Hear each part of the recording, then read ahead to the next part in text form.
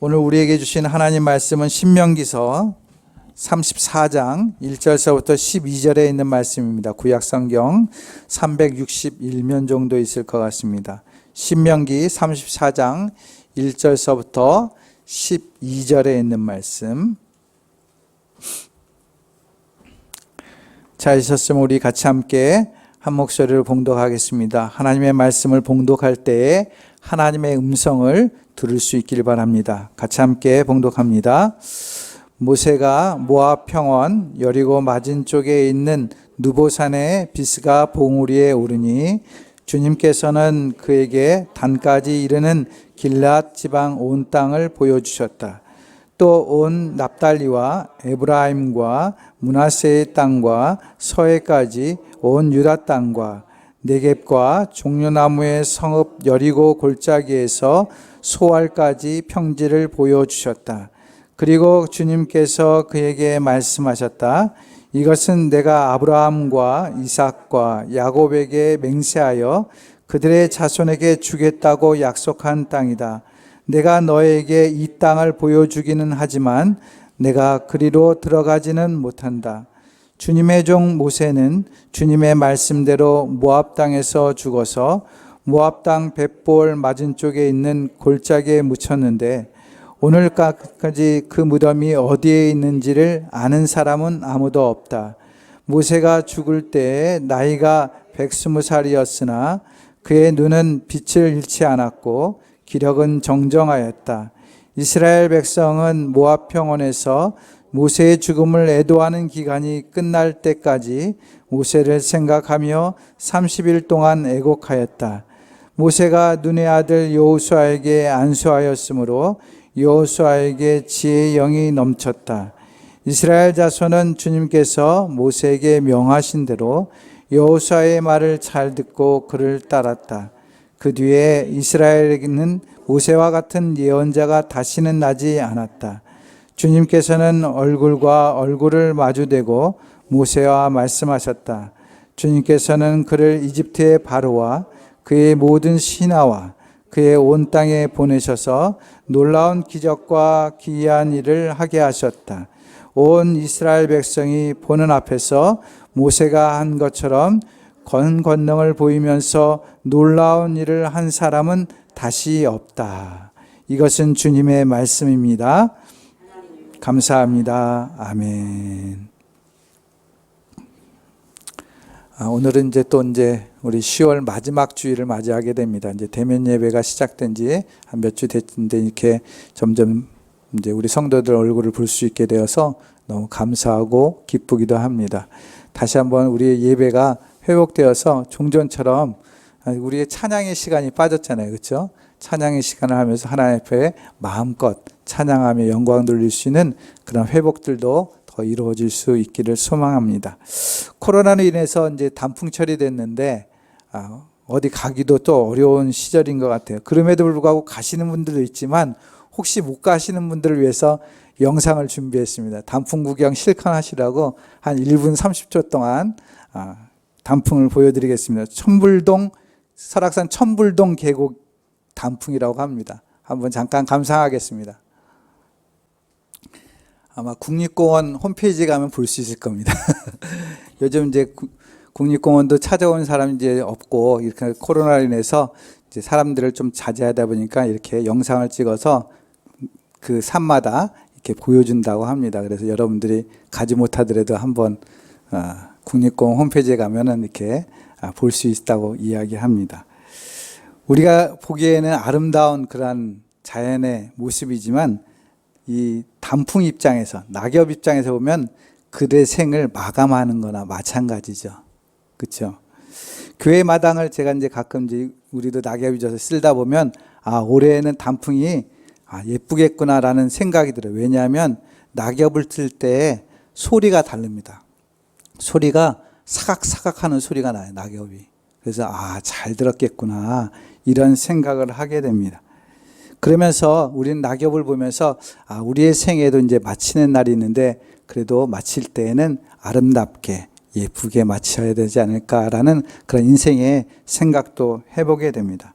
오늘 본문에 나오는 모세가 있어요. 모세도 인생의 마지막의 마침을 보여주고 있습니다. 오늘 우리가 읽었던 신명기 34장은 모세의 마지막 인생을 보여주고 있는 그런 말씀입니다. 이러한 모세의 마지막 모습을 통해서 우리에게 주는 교훈은 무엇인가 함께 나누고자 합니다. 먼저는 모세를 통해서 우리가 알 수 있는 것은 그는 끝까지 하나님 앞에 순종한 사람이다라는 것을 생각하게 됩니다. 오늘 본문 1절 말씀 한번 보시기 바랍니다. 함께 읽겠습니다. 시작.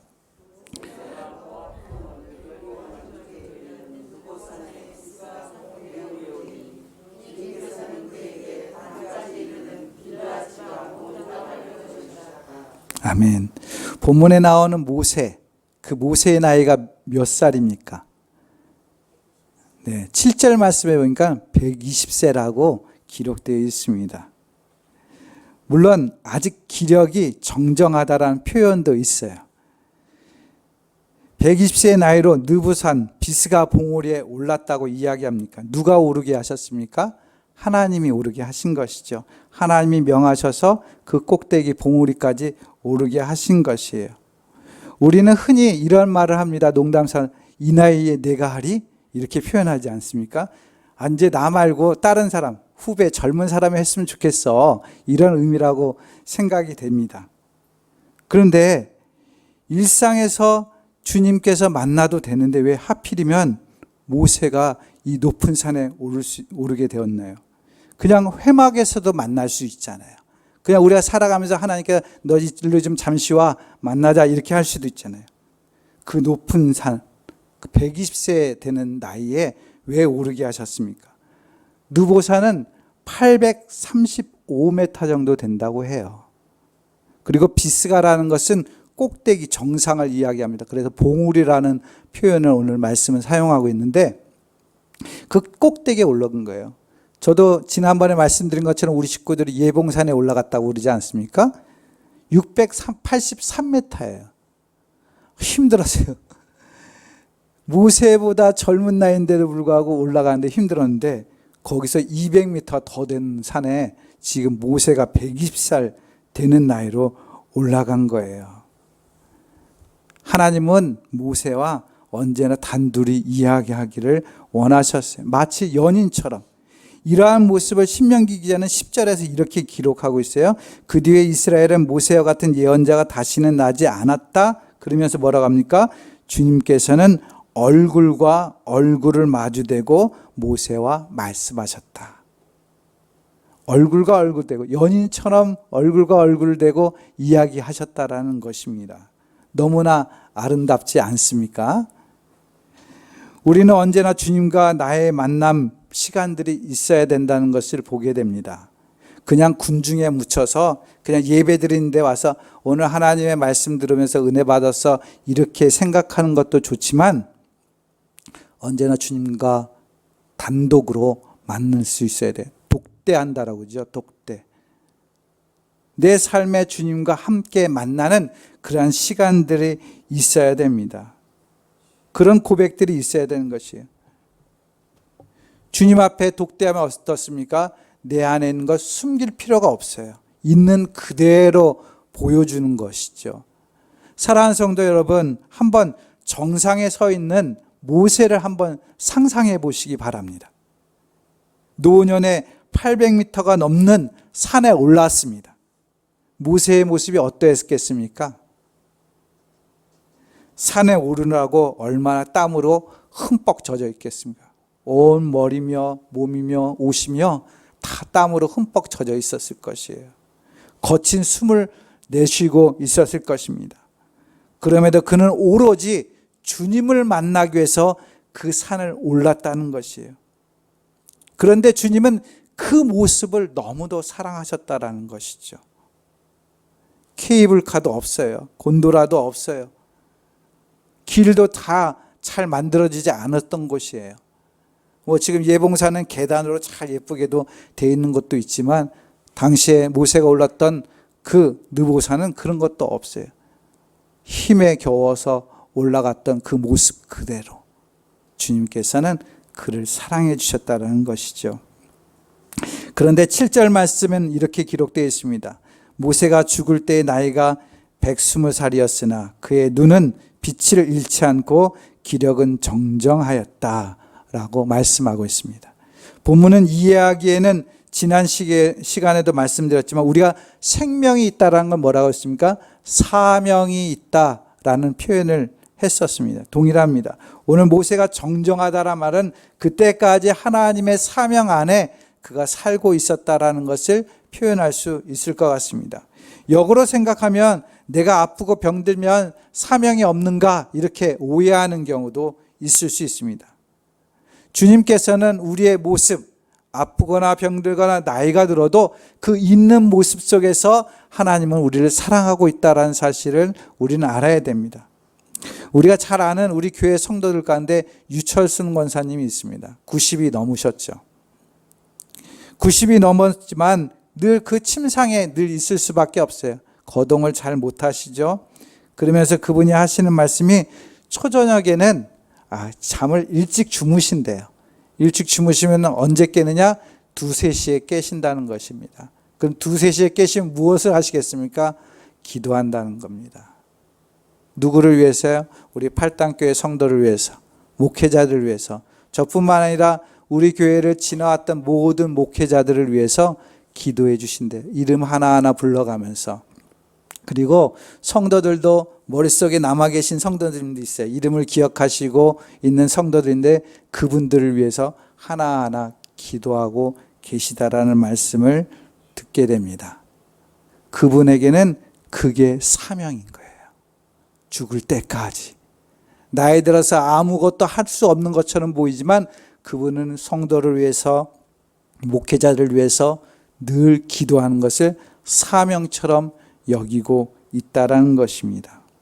겉모습은 연약해 보일진 모르지만 모세는 주님을 만나는 일이라면 언제나 최선을 다했어요. 그 120세의 몸을 이끌고 산에 오를 그러한 마음을 가지고 삶을 살았던 것이죠. 그랬기에 그가 하나님의 은혜 가운데 정정하며 그 사명을 감당할 수 있었던 것처럼 우리도 언제나 내 모습이 부족하고 연약하고 노쇠하고 있을지라도 언제나 하나님을 향한 마음만큼은 시들지 않고 늘 하나님을 향해 열정을 가지고 나아갈 수 있는 여러분들이 될 수 있기 바랍니다.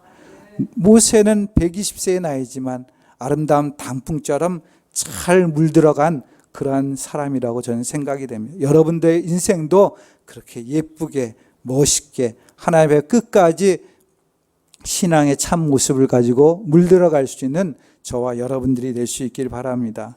히브리서 3장 14절은 이렇게 이야기합니다.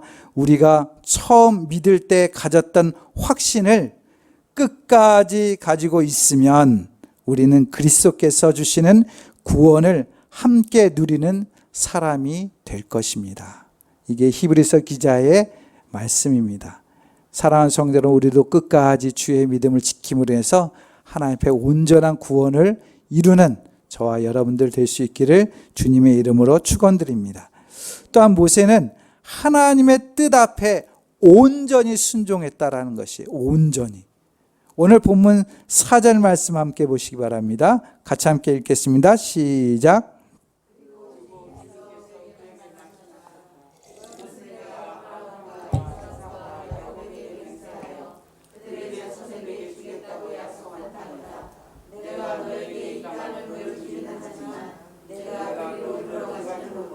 아멘. 본문에서 하나님께서는 무엇이라고 말씀하십니까? 느보산 비스가에 올라가서 가나안 땅을 다 보여주셔요. 단이라는 곳까지 보여줘요. 사실 단이라는 건 보일 수가 없는 곳이에요. 느보산에 올라가도 그곳은 보일 수가 없어요. 굉장히 멀리 떨어져 있는 곳이기 때문에 볼 수가 없는 곳인데 그곳까지 보여줬다는 것이에요. 하나님의 은혜로 그 끝까지 다 이스라엘 전체 땅을 다 보여주신 것이죠. 그런데 그곳은 들어가지 못한다 이렇게 말씀하고 있습니다. 얼른 보면 모세에게는 상당히 아쉽고 서운한 일이 될 수 있습니다. 모세의 입장에서 생각해 보십시오. 40년 동안 얼마나 고생했겠습니까? 광야를 다니면서 이스라엘 백성들의 원망이란 원망은 다 들었어요. 물이 없으면 물이 없다고, 먹을 것이 없으면 먹을 것이 없다고, 다 듣고 살아왔습니다. 이제 고생이 끝나는 것처럼 바로 앞에 가나안 땅에 들어가는 일만 남았습니다.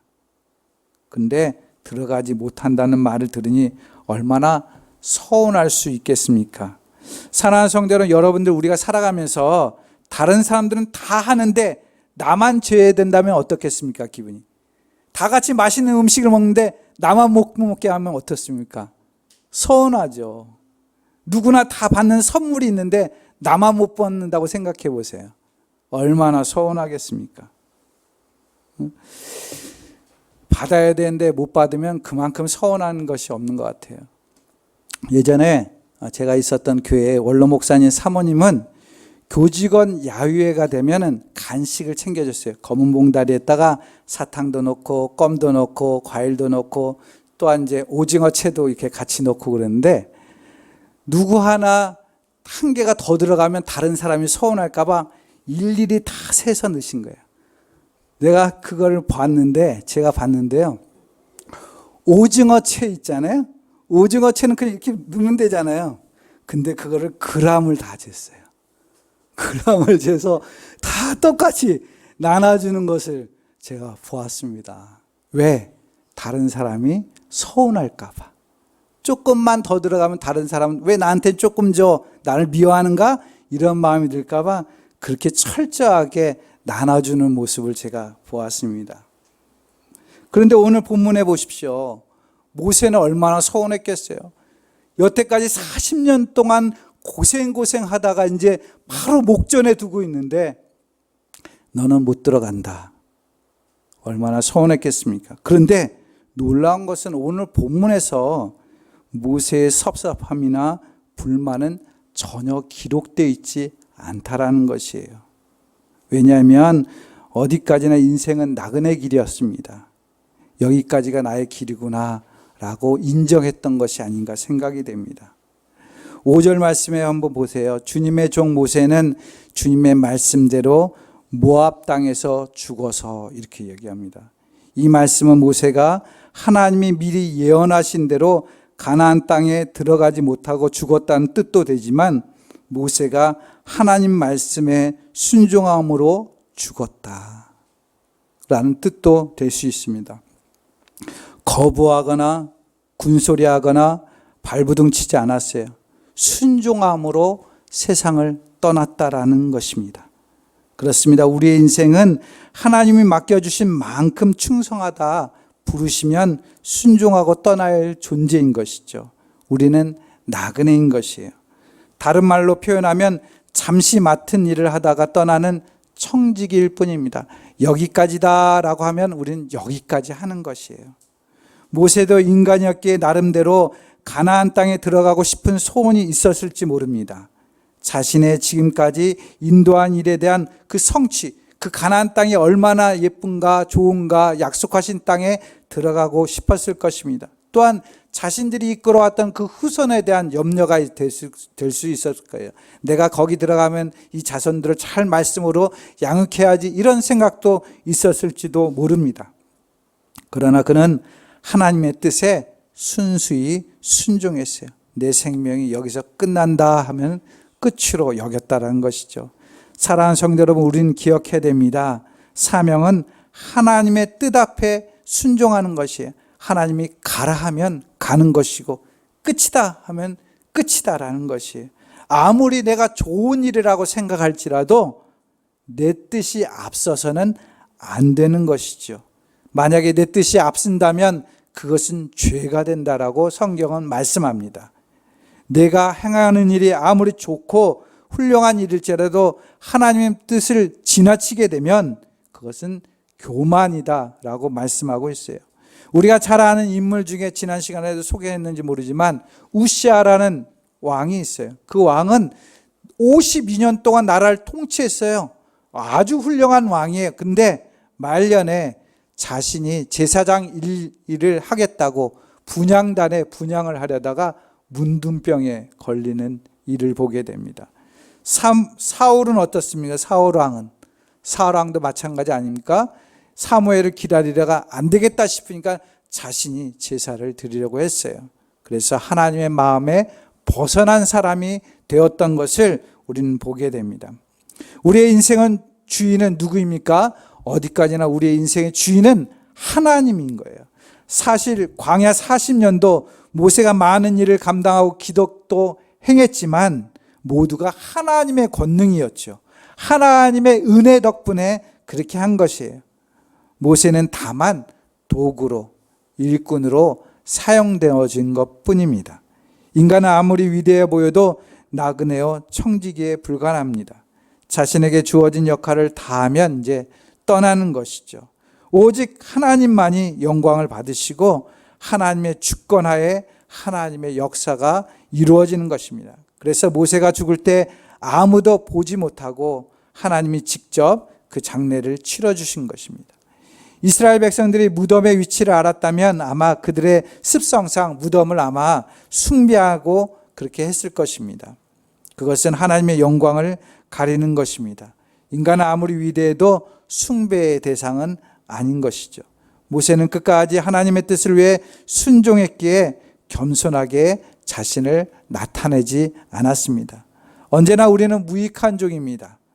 하나님이 행하라 하면 하는 것이고 하나님이 멈춰라 여기까지다 하면 여기까지 하는 것이 우리의 소임인 것이에요. 주님이 원하신 대로 하는 것, 그것이 온전한 믿음의 삶이라고 볼 수 있습니다. 성경은 예수님의 순종을 이렇게 표현하고 있어요. 히브리서 12장 2절 말씀 같이 함께 한번 히브리서 12장 2절 말씀 함께 읽겠습니다. 시작.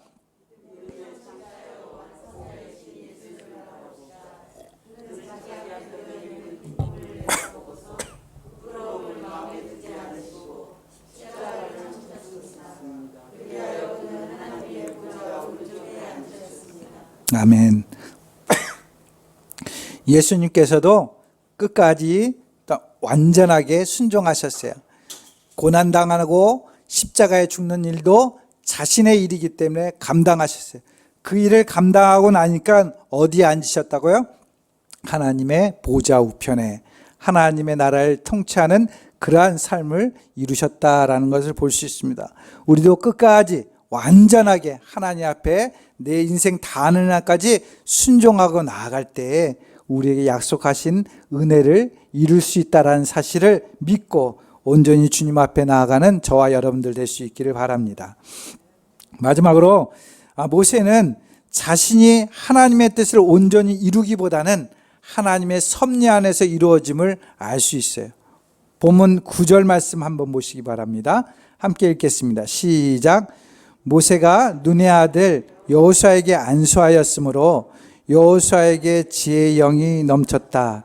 이스라엘 자손은 주님께서 모세에게 명하신 대로 여호수아의 말을 잘 듣고 그를 따랐다. 아멘. 우리가 앞에서 본 말씀 중에 주목할 것은 모세는 아직 120살이 되었음에도 불구하고 눈은 빛을 잃지 않았고 기력은 정정하였다라고 표현하고 있습니다.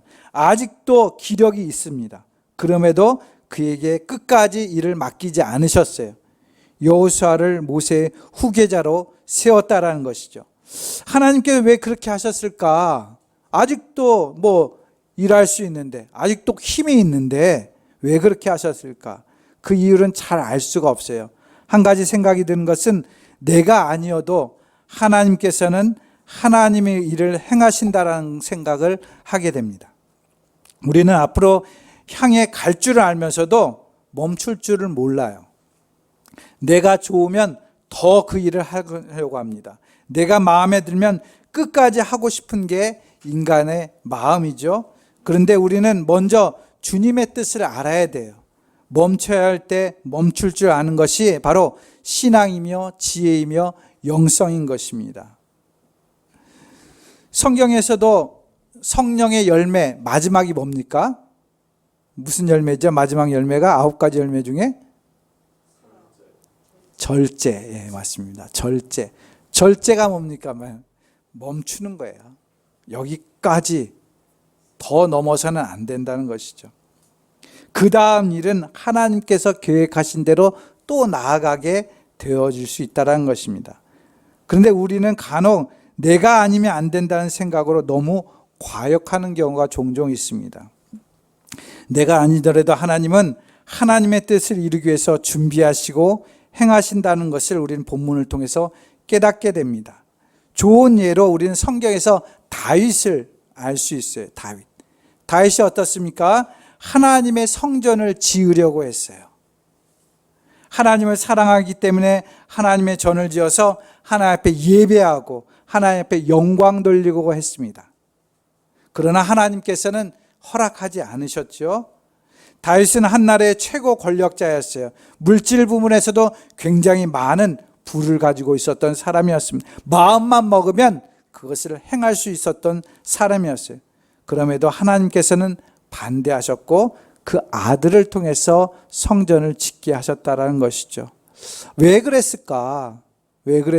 다윗이 지으면 얼마나 더 훌륭했을까 생각할 수도 있겠지만 그것은 하나님의 뜻입니다.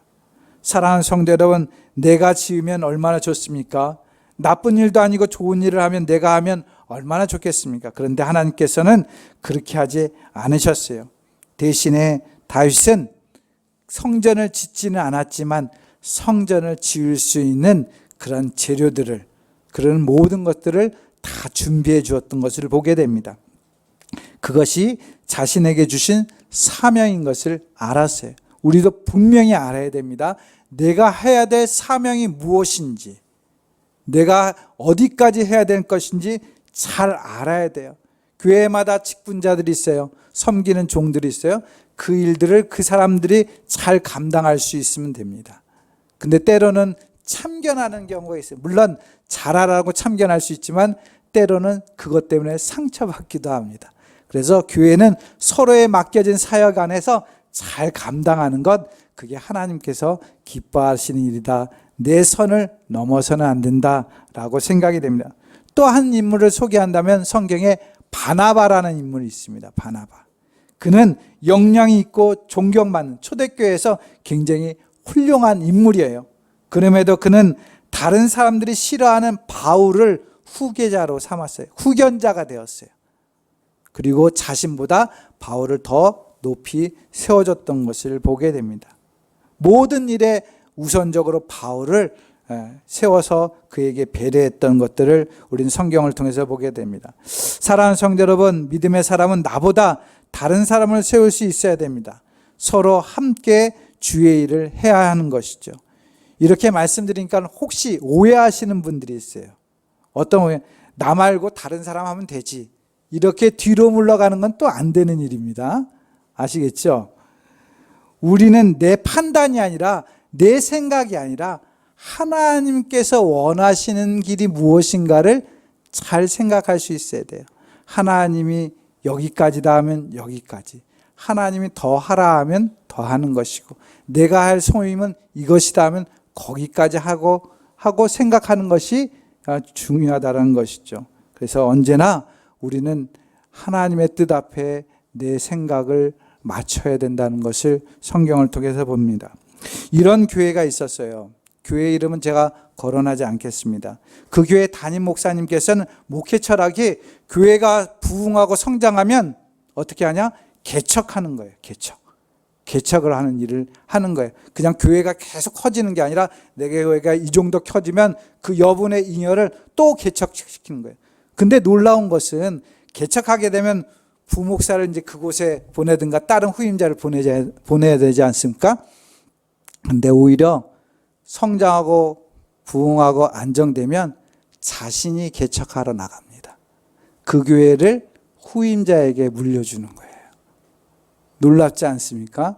우리 같으면 내가 안정된 교회 하고 개척하는 교회는 부목사 보내고 다른 목사 보내고 이래야 될 텐데 오히려 자신이 개척하러 나갑니다. 나가고 안정되고 부흥한 교회는 다른 후임자에게 물려주는 것을 보게 되었습니다. 그렇게 하기란 쉬운 일이 아니죠. 그러면서 사도 바울도 마찬가지였다고 생각이 됩니다. 사도 바울도 각 지역마다 돌아다니면서 에베소 교회 또한 여러 교회들을 세우지 않습니까? 세우면서 디모데, 디도를 세워주고 자신은 또 다른 길로 복음을 전하러 가는 것을 보게 됩니다.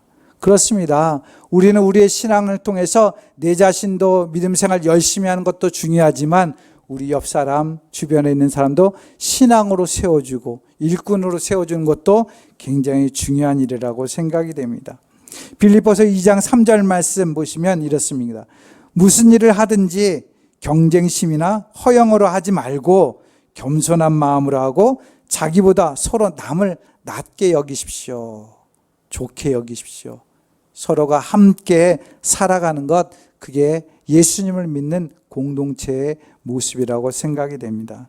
사랑하는 성도 여러분, 우리 팔당교회는 언제나 하나님 앞에 끝까지 충성할 뿐만 아니라 완전히 내게 맡겨진 일들을 완전히 순종하며 또한 나보다도 다른 사람들을 소중히 여기며 그 사람들을 잘 세우면서 함께 더불어 믿음의 아름다운 신앙의 열매를 이룰 수 있기 바랍니다. 모세는 말년에 그러한 모습으로 주님 앞에 온전히 드렸습니다. 우리도 끝까지 주님이 부르시는 날까지 이러한 모습으로 하나님 앞에 영광 돌릴 수 있는 저와 여러분들의 참된 신앙의 삶이 될 수 있기를 주님의 이름으로 축원드립니다. 기도하겠습니다. 사랑과 은혜가 많으신 아버지 하나님, 120세의 모세의 모습을 통해서 우리에게 주신 믿음의 교훈을 다시 한번 생각합니다. 모세는 120세가 되었어도 하나님이 부르시면 언제나 하나님 앞에 열정을 다해서 나아갔습니다. 또한 자신의 마음에 서운한 일이 있을지라도 하나님이 원하시면 그 일을 온전히 멈췄습니다. 또한 자신보다 다른 사람을 세우는 일에 앞장섰습니다. 그런 것처럼 우리의 신앙도 하나님이 부르시는 그날까지 하나님의 뜻에 맞춰서 하나님이 원하시는 대로 하나님이 기뻐하시는 대로 나아가는 그런 믿음의 삶이 될 수 있도록 인도하여 주옵소서. 때로는 서운한 마음이 들고 힘든 마음이 들지라도 하나님이 일이라면 그 마음을 우선하며 주님 앞에 온전히 서갈 수 있는 저희 신앙이 되게 도와주셔서 이 가을날 아름다운 단풍처럼 우리도 주님 앞에 신앙의 아름다운 물이 들어갈 수 있도록 축복하시고 인도하여 주시옵소서. 감사하고 예수님의 이름으로 기도드립니다. 아멘.